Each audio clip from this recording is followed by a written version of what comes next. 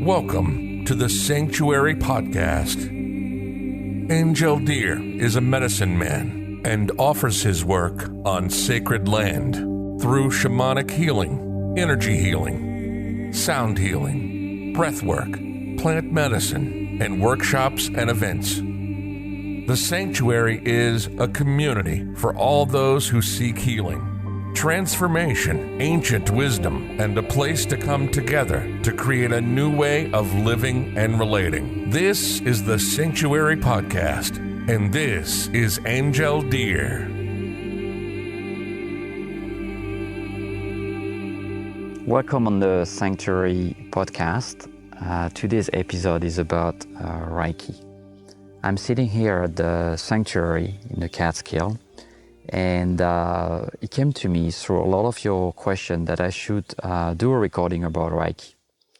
So you probably heard the word before, but the word Reiki comes from the Japanese, and it means Rai.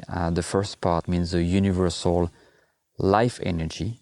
So this is this energy that circulates in every living beings, humans, but also animals and trees, etc. And key is that vital force, the movement of that energy.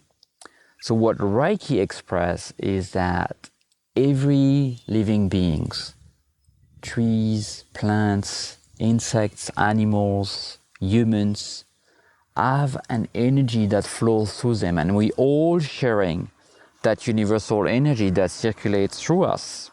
And what happens when we practice Reiki, when we use Reiki, is that we are channeling this energy through us into ourselves or into other people.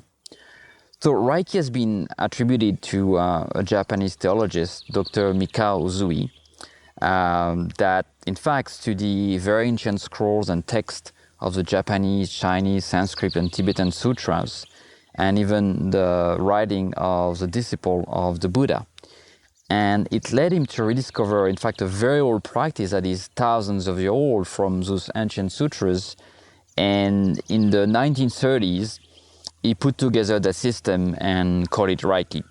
But in fact, in many ways, Reiki is not, from the 1930s. It comes from thousands of years ago. It's always been there. It's just that we put a name on it.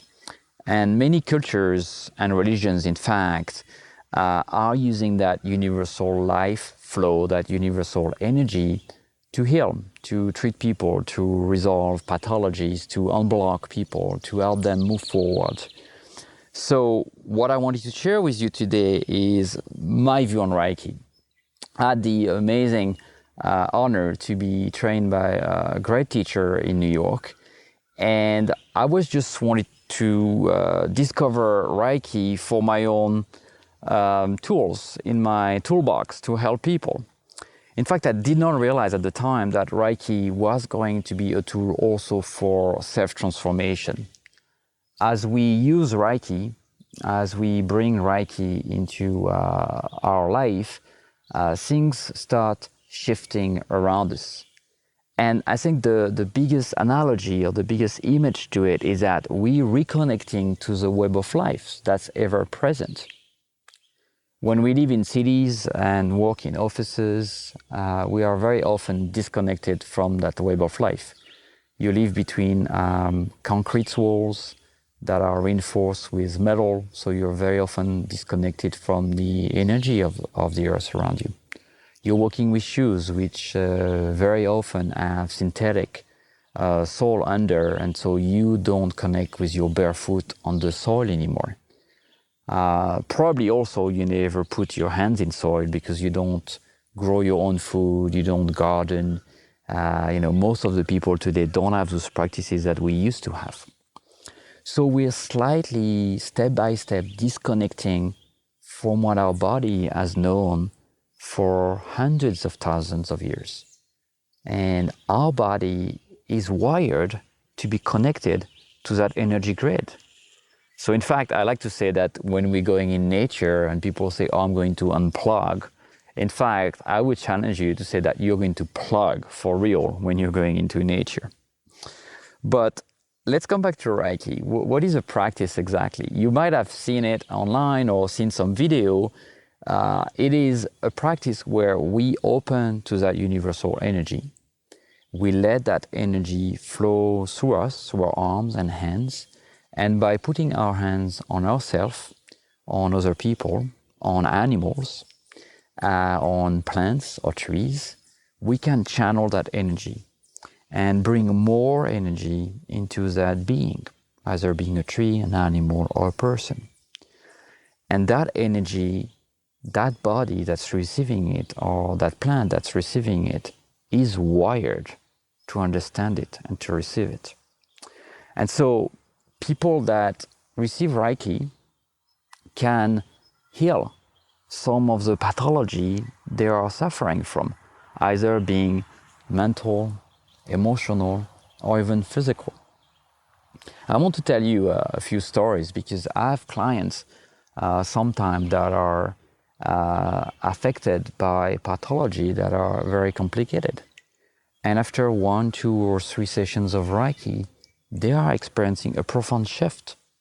Those pathology reduce, sometimes even traumas that they have been suffering for 5, 10, 20 years goes away. And even sometimes those pathologies that are physical and are causing them a lot of pain just disappeared. So it's always been fascinating to me. Despite I have a medical training and I understand how the body works, it's always been so interesting to me to realize that we have this capacity as a Reiki master, as a person that is open to Reiki, to be able to heal ourselves and others around us.